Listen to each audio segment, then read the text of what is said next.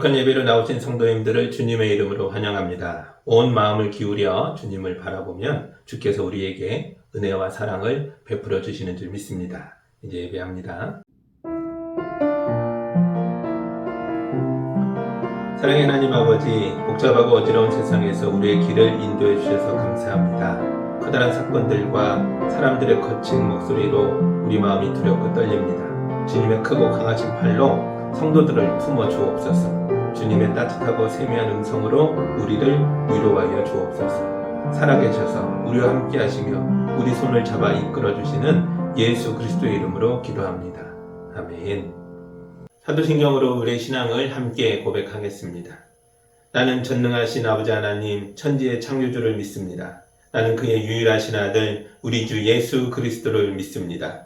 그는 성령으로 잉태되어 동정녀 마리아에게서 나시고 본디오 빌라도에게 고난을 받아 십자가에 못 박혀 죽으시고 장사된 지 사흘 만에 죽은 자 가운데서 다시 살아나셨으며 하늘에 오르시어 전능하신 아버지 하나님 우편에 앉아 계시다가 거기로부터 살아있는 자와 죽은 자를 심판하러 오십니다.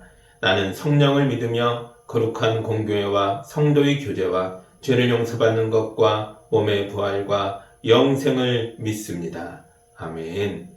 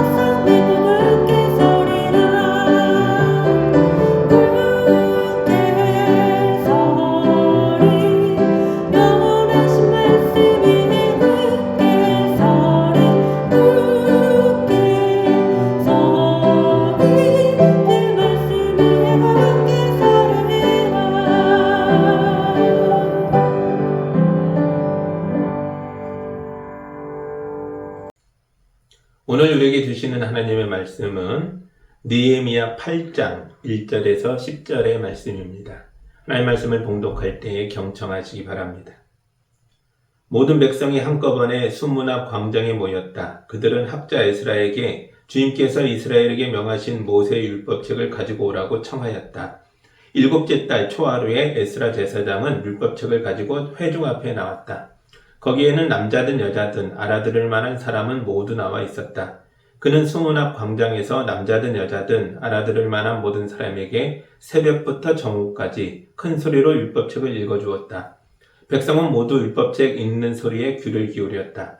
학자 에스라는 임시로 만든 높은 나무단 위에 섰다. 그 오른쪽으로는 마띠대아와 스마와 아나야와 우리야와 힐기야와 마아세야가 서고 왼쪽으로는 부다야와 미사엘과 말기야와 하숨과 하스바다나와 스가랴와 무슬람이 섰다. 학자 에스라는 높은 단위에 서 있었으므로 백성들은 모두 그가 책 펴는 것을 볼 수 있었다. 에스라가 책을 펴면 백성들은 모두 일어섰다. 에스라가 위대하신 주 하나님을 찬양하면 백성들은 모두 손을 들고 아멘 아멘 하고 응답하고 엎드려 얼굴을 땅에 대고 주님께 경배하였다. 레위 사람은 예수아와 바니와 세랴바와 야민과 악굽과 사부대와 호디야와 마아세야와 그리다와 아사랴와 요사박과 하난과 훌라야는 백성들이 제자리에 서 있는 동안에 그들에게 율법을 설명하여 주었다. 하나님의 율법책이 낭독될 때에 그들이 통역을 하고 뜻을 밝혀 설명하여 주었으므로 백성은 내용을 잘 알아들을 수 있었다. 백성은 율법의 말씀을 들으면서 모두 울었다. 그래서 총독 느헤미야와 학자 에스라 제사장과 백성을 가르치는 레위 사람들이 이날은 주 하나님의 거룩한 날이니 슬퍼하지도 말고 울지도 말라고 모든 백성을 타일렀다. 느헤미야는 그들에게 말하였다. 돌아들 가십시오. 살찐 짐승들을 잡아 푸짐하게 차려서 먹고 마시도록 하십시오. 아무것도 차리지 못한 사람들에게는 먹을 몫을 보내주십시오. 오늘은 우리 주님의 거룩한 날입니다. 주님 앞에서 기뻐하면 힘이 생기는 법이니 슬퍼하지들 마십시오. 아멘. 제가 기도합니다. 하나님 감사합니다. 이스라엘 백성이 하나님 앞에 모여 말씀을 듣고 잔치를 여는 장면을 읽었습니다. 설날을 앞둔 우리도 이 말씀을 묵상하고 하나님 앞에서 기뻐하도록 인도하여 주옵소서. 예수님의 이름으로 기도합니다. 아멘. 설날이 다가오고 있습니다. 새해 첫날 가졌던 다짐을 점검하고 마음을 다시 새롭게 하시기 바랍니다. 이스라엘 백성에게도 마치 우리나라 사람들이 그랬던 것처럼 설날이 2번 있었습니다. 오래전에는 이집트에서 탈출했던 날들을 기념하는 니산월 1월, 6월절이 있는 니산월을 설날로 지켰습니다. 그러다가 느헤미야 시대까지 내려오면서 바벨론의 영향을 받아서 티슈리월 1일을 설날로 지키게 됐습니다. 티슈리월은 오늘 말씀에 나오는 7째 달을 의미합니다. 2절을 다시 읽어드릴게요. 7째 달 초하루에 에스라 제사장은 율법책을 가지고 회중 앞에 나왔다. 거기에는 남자든 여자든 알아들을 만한 사람은 모두 나와 있었다. 아멘. 7째 달 초하루, 그러니까 7월 1일에 남자와 여자와 아이들까지 다 광장에 모였습니다. 이날이 바로 티슈리월 1일입니다. 그러니까 포로에서 돌아온 사람들이 지키는 설날에 예루살렘과 그 주변에 살던 이스라엘 사람이 모두 광장에 모인 겁니다. 이런 대규모 집회는 100년 만에 처음이었습니다.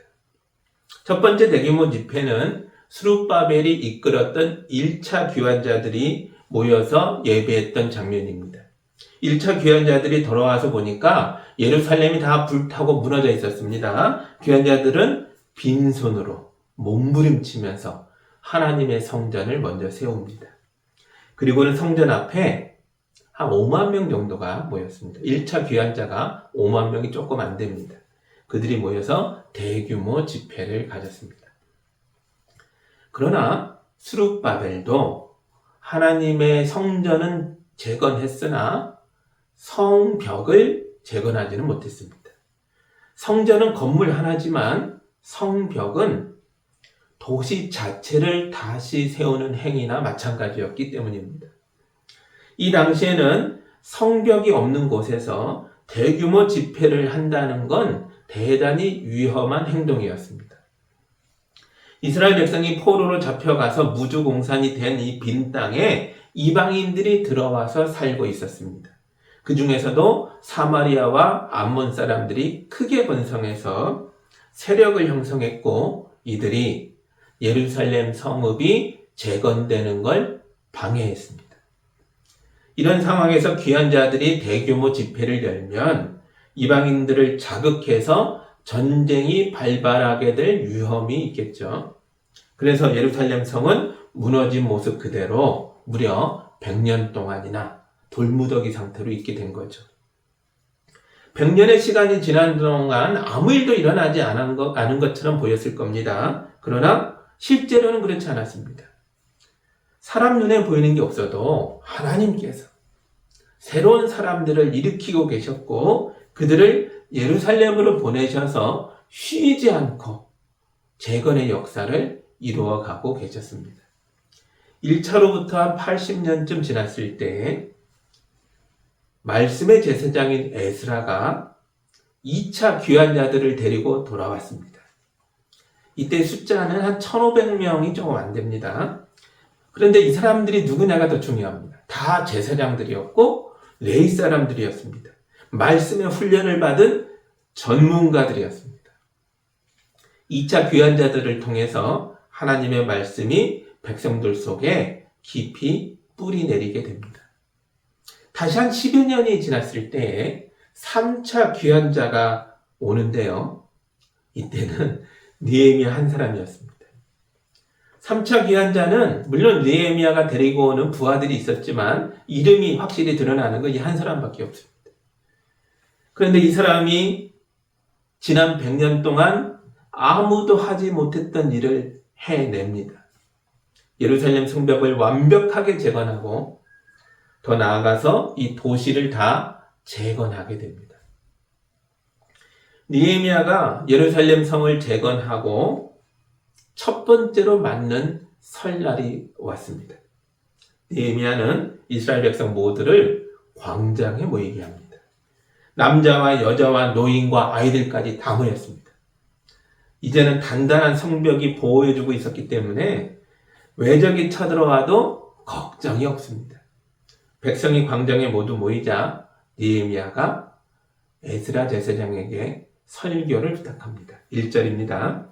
모든 백성이 한꺼번에 수문학 광장에 모였다. 그들은 학자 에스라에게 주님께서 이스라엘에게 명하신 모세의 율법책을 가지고 오라고 청하였다. 아멘. 에스라가 많은 사람들 앞에서 임시로 만든 높은 단 위에 올라가서 섰습니다. 그리고 율법책을 펼쳐서 새벽부터 정오까지 읽었습니다. 백성이 모두 선포되는 하나님의 말씀에 귀를 기울였습니다. 그리고는 하나님을 찬양하는 구절이 나오면 두 손을 다 들고 아멘, 아멘 두 번을 외치고요. 땅바닥에 엎드려 절을 했습니다. 6절입니다. 에스라가 위대하신 주 하나님을 찬양하면 백성들은 모두 손을 들고 아멘, 아멘 하고 응답하고 엎드려 얼굴을 땅에 대고 주님께 경배하였다. 아멘. 그런데 에스라가 가진 율법책은 히브리어로 쓰여 있었습니다.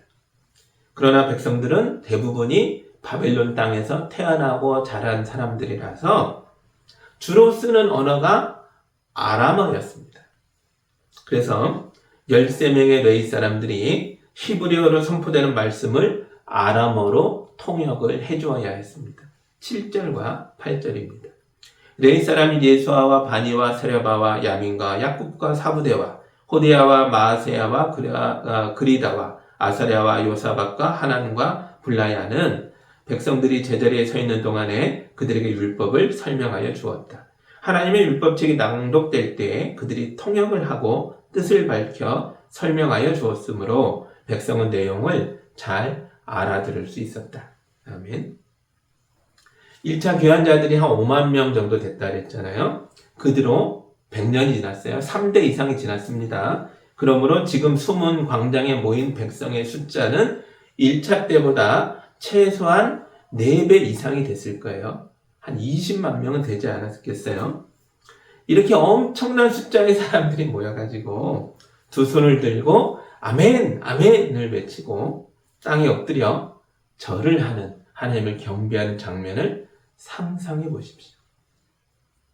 너무나 거룩하고 장엄해서 엄청난 감동이 있었을 겁니다. 이런 일은 다 느헤미야가 성벽을 재건하고 도시를 재건했기 때문에 가능해진 일입니다. 어떻게 한 사람 무너진 도시를 재건할 수 있겠습니까? 이런 일은 사실 불가능해 보이는 일입니다. 정치도 필요하고 권력도 있어야 되고 돈도 많아야 되고 막대한 물자도 가지고 와야 되고 무엇보다도 백성들의 협조와 인내와 도움이 결정적으로 필요하죠. 그런데도 놀랍게 느헤미야가 이 모든 걸 가지고 있었습니다. 하나님께서 느헤미야를 훈련시키시고 그를 높이셔서 이런 일을 가능하게 만들어 놓으셨습니다. 사실 느헤미야는 자기 자신만을 위해 살았던 사람입니다. 바벨론 제국이 무너지고 페르시아 제국이 그 뒤를 이어 세계를 제패합니다. 페르시아 제국은 나라와 민족을 가리지 않고 인재를 뽑아 관리로 세우는 전통을 만들었습니다. 이스라엘 자손의 후손 중에도 이 포로로 잡혀온 사람들 중에도 출세하는 사람들이 등장했습니다. 느헤미야도 그런 사람들 중에 하나였습니다. 느헤미야는 계속 승진해서 나중에는 왕의 술을 맡은 관리의 자리까지 올라갑니다. 이 자리는 왕이 자기 목숨을 맡길 정도로 가깝게 여기는 사람에게 주는 자리였습니다. 느헤미야가 이런 자리까지 올라가기까지 엄청나게 많이 노력했겠죠. 그런데 이런 대단한 자리에 올라간 사람이 갑자기 그 자리를 버리고 제국의 변방, 변두리에 불과한 예루살렘에 제대로 된 도시도 아닌 그곳에 총독으로 가겠다고 왕에게 때를 썼습니다. 왕은 자기가 가장 아끼는 신하가 그 먼 곳으로 가는 게 마음에 들지 않았죠. 그러나 느헤미야의 결심이 워낙 강해서 왕이 허락할 수밖에 없었고 대신 조건을 하나 겁니다. 주변 국가와 민족과 나라들의 물자까지 다 동원할 수 있는 권력을 줄 테니 모든 일을 빠르게 처리해서 네가 원하는 거 빨리 하고 돌아와라. 이게 조건이었습니다. 그래서 느헤미야가 왕의 친서, 왕이 손으로 쓴 편지를 들고 강력한 정치와 권력과 돈과 물자까지 다 징발할 수 있는 권한을 손에 쥐고 예루살렘에 온 것입니다. 느헤미야는 출세와 성공이 인생의 목표였던 사람입니다. 그런데 왜 갑자기 자기가 왕궁에서 이루었던 그 모든 성취를 포기하고 예루살렘에 가겠다고 모든 걸 내려놓고 가는 겁니까? 왕이 말리는데도 갑니다. 하나님의 성령이 그에게 임했기 때문입니다. 어느 날 느헤미야가 무너진 조국과 그 땅에서 고난받는 친척들을 위해 기도하다가 눈물이 쏟아졌습니다. 하나님의 나라를 망쳐버린 자기 조상들의 죄가 너무 크다는 걸 깨달았기 때문입니다. 하나님께서 자기 가슴을 치며 눈물로 회개하는 느헤미야를 보셨습니다. 그리고는 예루살렘을 재건하는 사람으로 그를 선택하셨습니다. 느헤미야가 예루살렘의 총독으로 오게 됩니다. 그리고는 정직하고 성실하게 그리고 지혜롭게 모든 일을 처리합니다. 성벽을 다시 쌓고 도시를 재건하는 일은 대단히 어려운 일이었습니다. 모든 일이 힘들었지만 그 중에서 가장 힘든 일이 반대하는 사람들을 설득하는 일이었습니다. 처음에는 모두가 도시 재건을 반대했습니다. 성전의 제사장들, 또 백성의 귀족들이 다 반대했습니다. 심지어 백성들도 반대했습니다. 주변 이방 민족들은 말할 것도 없습니다. 느헤미야 편을 들어주는 사람이 없었습니다. 그 중에서 가장 어렵게 한 사람들이 지도자들이었습니다. 제사장들과 귀족들이 도시를 재건하면 이방 민족이 자극을 받게 되기 때문에 전쟁을 촉발하게 될 것이다. 이렇게 생각했습니다. 맞는 말입니다. 예루살렘 성이 재건되면 이방 세력은 약해질 수밖에 없으니까 어떻게든 도시 재건을 방해하려고 들겠죠. 실제로도 그랬습니다. 사마리아와 암몬의 통치자들이 느헤미야를 죽이려고 자객을 여러 번 보냅니다. 또 군인들을 숨겨놓고 첩선장으로 불러내서 오면 죽이려는 계획도 세웠습니다. 그러나 바로 그렇기 때문에 예루살렘 성은 반드시 재건돼야 하는 것입니다. 언제까지 이렇게 내 땅인데 하나님이 허락하신 곳인데 이곳에서 노예처럼 살겠습니까? 이방인들의 눈치를 봐가면서 언제 죽을지 모르는 위태로운 삶을 살아야 하겠습니까? 그렇게 살아온 세월이 벌써 100년입니다.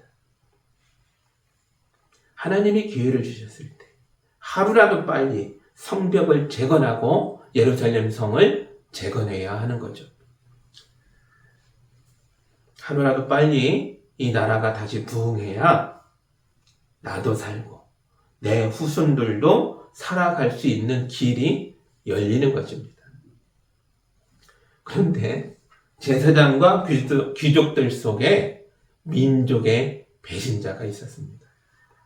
배신자들이 이방인들에게 느헤미야에 대한 정보를 주고 느헤미야를 죽이려고 오는 자객과 이방인들의 군대에게 길을 열어줬습니다. 백성의 지도자들이 자기들의 기득권을 유지하려고 내란과 외환을 일으킨 것입니다. 그런데 느헤미야가 이 모든 어려움을 이겨냅니다. 느헤미야는 기도의 사람이었기 때문입니다. 느헤미야는 매일 기도했고 무슨 일이 있을 때마다 기도했고 아침과 저녁으로 기도했습니다.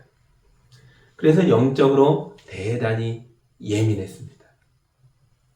이방인들과 귀족들이 합세해서 함정을 여러 번 팠는데 그때마다 느헤미야가 가지 않는 겁니다. 석지를 않는 거예요. 뭔가 이상하고 뭔가 찜찜했기 때문입니다. 여러분에게는 이런 감동이 있기를 바랍니다. 뭔가 이상하고 뭔가 찜찜하면 여러분 속에 계신 성령이 경고해주고 계시는 겁니다. 그러니까 그런 곳에는 가지도 말고 그런 일에는 참여하지 마십시오. 느헤미야가 하나님의 인도하심 속에서 혼신을 다해 애씀으로써 마침내 성벽을 다 만들고 도시를 재건하게 됩니다. 그리고 첫 번째 설날을 맞이하게 됐습니다.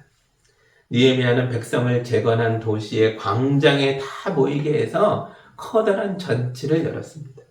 만약 이방의 왕들이었다면 이날 뭐 했겠어요? 다 내가 한 거다. 자기를 주인공으로 떠받들게 했겠죠. 내가 이런 도시를 만들었고 내가 이런 놀라운 일을 해냈으니 백성들이여 다 나를 찬양해라. 이게 이방 왕들이 하는 일입니다.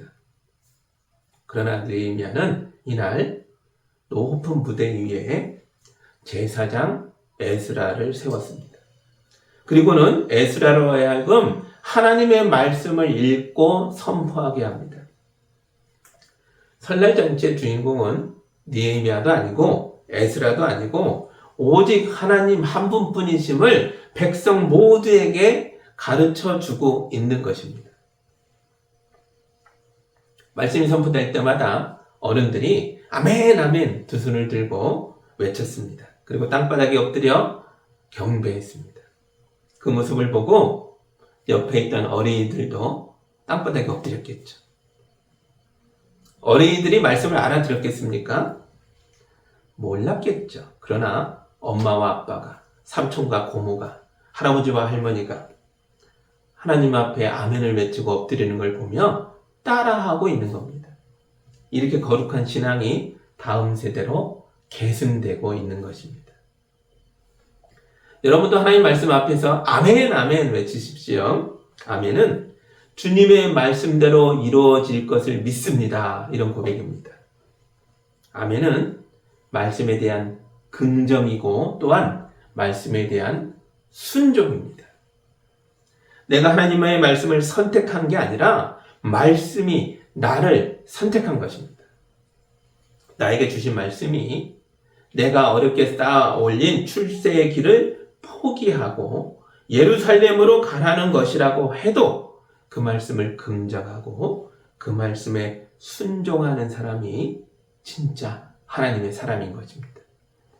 주님의 말씀에 아멘 아멘을 외치는 사람은 무너진 성벽을 재건하고 무너진 도시를 재건하고 무너진 가정을 재건하고 무너진 교회를 재건하고 무너진 나라와 민족을 재건하는 사람인 줄 믿습니다. 우리의 자녀들이 외치는 아멘 소리는 우리의 외침을 따라오는 것입니다. 여러분이 먼저 외쳐야죠. 어른들이 먼저 외쳐야죠. 그러면 우리 자녀들도 하나님 말씀에 아멘을 외치며 거룩하고 빛나는 신앙인의 길을 따라 걷게 될 줄 믿습니다. 백성이 말씀을 사모하고 말씀을 들으며 그 말씀에 아멘 아멘 반응을 하자 어떤 변화가 그들 속에서 일어났습니다. 9절입니다. 백성은 율법의 말씀을 들으면서 모두 울었다. 그래서 총독 느헤미야와 학자 에스라 제사장과 백성을 가르치는 레위 사람들이 이 날은 주 하나님의 거룩한 날이니 슬퍼하지도 말고 울지도 말라고 모든 백성을 다 일렀다. 아멘. 에스라가 낭독하는 말씀이 끝나갈 무렵이었을 겁니다. 갑자기 말씀을 듣던 백성들이 다 울음을 터뜨렸습니다. 어른들이 먼저 서럽게 울었고 그 모습을 보던 아이들이 똑같이 엉엉 울었습니다. 사람들이 너무 울어서 느헤미야와 에스라와 레위 사람들이 다 나서서 그만 울어라. 다 일렀지만 한동안 울음이 그치지 않았습니다. 이들이 왜 울었을까요? 말씀이 그들의 마음을 깊이 찔렀기 때문입니다. 신명기 28장에 오면 왜 나라가 망했는지를 알려주는 내용이 나옵니다. 하나님 말씀을 내가 떠났고 우리가 하나님을 불순종했더니 우리가 망하게 됐구나. 우리가 세계 열방의 포로가 되어 흩어지게 됐구나. 28장에 나오는 얘기입니다. 네, 30장에는 또 이런 얘기가 나옵니다. 너희가 내게 돌아오면 내 말씀에 순종하면 세상 어느 곳에 있든지 간에 내가 다시 불러 모을 것이다. 이 땅으로 돌아오게 할 것이다. 내 백성으로 도로 삼아줄 것이다. 이런 은혜의 말씀도 나옵니다. 그러니 왜 우리가 망했는가?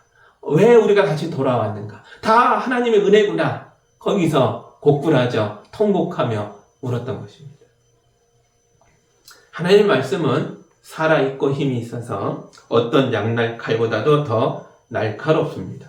그래서 사람 속을 꿰뚫어 혼과 영을 갈라내고 관절과 골수를 갈라놓기까지 하며 마음에 품은 생각과 의도를 밝혀냅니다. 하나님 앞에는 아무 피조물도 숨겨진 것이 없고 모든 것이 그의 눈앞에 벌거숭이로 드러나 있습니다. 우리는 그의 앞에 모든 것을 드러내 놓아야 합니다. 아멘. 히브리서 4장 12절과 13절에 있는 말씀입니다. 말씀이 우리의 죄를 드러나게 합니다. 개인의 죄뿐만 아니라 민족의 죄까지 드러나게 하는 것입니다. 그들이 지금까지 받았던 고난은 하나님이 그들을 버렸기 때문이 아니라 우리가 먼저 하나님을 버렸기 때문이었다는 것을 말씀을 통해 알게 됐습니다. 그럼에도 불구하고 하나님이 이 죄인들을 고향으로 돌아오게 했습니다. 만물의 찌꺼기 같은 모습인데도 힘을 내서 무너진 성을 재건하게 하셨습니다. 그래서 이들이 터뜨린 울음은 부끄러움과 감사와 회개의 표현인 것입니다. 느헤미야 한 사람이 진실하게 울며 회개할 때에 하나님이 그 한 사람을 들어서 놀라운 일을 행하셨습니다. 그런데 이제는 무려 20만 명이 울며 회개하고 있습니다. 하나님께서 이 사람들을 높이 들어 세상을 바꾸고 역사를 바꾸게 하시는 줄 믿습니다. 이제 10절을 봅니다. 느헤미야는 그들에게 말하였다. 돌아들 가십시오. 살찐 짐승들을 잡아 푸짐하게 차려서 먹고 마시도록 하십시오. 아무것도 차리지 못한 사람들에게는 먹을 몫을 보내주십시오. 오늘은 우리 주님의 거룩한 날입니다. 주님 앞에서 기뻐하면 힘이 생기는 법이니 슬퍼하지들 마십시오. 아멘. 느헤미야가 오늘은 주님의 거룩한 날이요 설날이니 이제 그만 울고 잔치하자. 함께 기뻐하며 즐거워하자 라고 말합니다. 어떤 잔치입니까? 음식을 푸짐하게 차려서 먹고 마시는 잔치입니다. 하나님의 백성이 벌이는 잔치는 나와 내 가족만 만족하는 잔치가 아닙니다. 아무것도 차리지 못한 사람들에게 먹을 것을 나눠주어 함께 먹고 마시며 함께 기뻐하고 즐거워하는 잔치입니다. 오늘 우리도 설날의 잔치를 벌이기 전에 먼저 하나님을 예배하며 하나님 말씀을 들었습니다. 지금 우리나라가 대단히 어렵습니다. 50년 전에 끝난 일인 줄 알았던 계엄이 다시 선포되질 않나 내란죄냐 외환죄냐 교과서에나 있는 이 말인 줄 알았는데 그 말들이 현실의 언어가 되어 쓰이고 있습니다. 매일 쏟아지는 뉴스를 보면서 심장이 떨려서 잠을 못 이루는 사람들이 많아졌습니다. 우리가 뭐 해야 됩니까? 주님의 말씀 앞에서 울어야 합니다. 세상이 무너지고 있는데, 나라의 질서가 부서지고 있는데, 우리 기독교가 세상을 구원해야 하는데, 오히려 우리가 악한 일에 앞장서진 않았나 돌아봐야 합니다. 지금 우리가 겪고 있는 혼란의 일부는 우리 탓입니다. 오늘 주님의 말씀 앞에서 가슴 치며 우는 우리 모두가 되어야 합니다. 그리고 설날에는 가족과 함께 예배하면서 기뻐하십시오. 맛있는 것들을 차려놓고 함께 먹고 마시며 즐거워하십시오. 여러분의 잔치 음식을 이웃들에게 나눠주십시오. 그러면 하나님 나라가 우리에게 임할 것입니다. 이제 하나님 말씀을 힘써 지키시기 바랍니다. 있는 힘껏 아멘 아멘을 외치십시오. 내가 원하는 이야기에만 아멘하는 게 아닙니다. 선포되는 말씀에, 내 뜻을 내려놓으라는 말씀에 아멘 아멘 외치고 경배하십시오. 우리 죄를 대속해 주신 예수 그리스도를 바라보면서 다시 말씀으로, 다시 주님께로 나아가는 성도들이 되시기 바랍니다. 여러분의 삶과 가정과 우리 교회와 우리 대한민국이 설날의 잔치와 같은 기쁨과 즐거움이 가득하게 되기를 우리 주님의 이름으로 축복합니다. 아멘. 기도하겠습니다. 하나님 감사합니다. 느헤미야가 성벽과 도시를 재건하고 안전한 땅을 만들어 백성과 함께 모여 설날의 잔치를 베푸는 장면을 보았습니다. 단순히 먹고 마시는 잔치가 아니었습니다. 말씀이 선포되고 그 말씀에 아멘 아멘 화답하며 가슴치고 울며 통회하고 자복하여 참된 기쁨을 누리는 잔치였습니다. 이 잔치가 이번 설날 우리 가정의 잔치가 되게 하시고 우리 교회의 잔치가 되게 하시고 이 나라와 이 민족의 잔치가 되게 하여 주옵소서. 예수님의 이름으로 기도합니다. 아멘.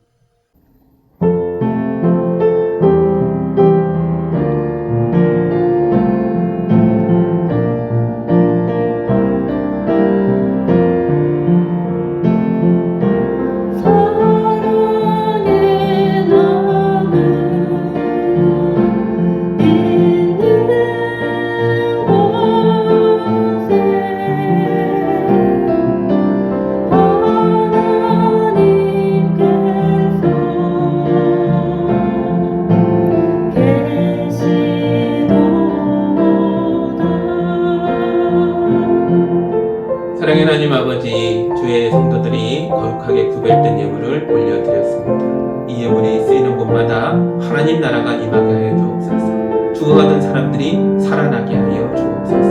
우리 성도들이 하나님의 능력으로 힘있게 살아가도록 축복하여 주옵소서. 예수님의 이름으로 기도합니다. 아멘.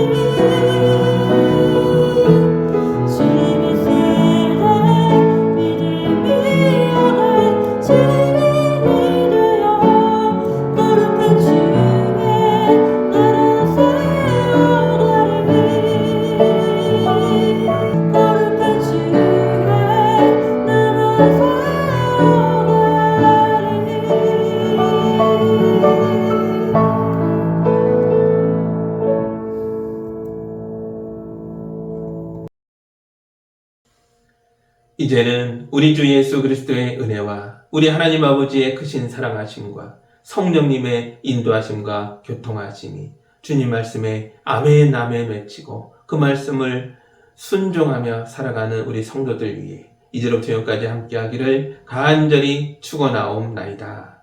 아멘.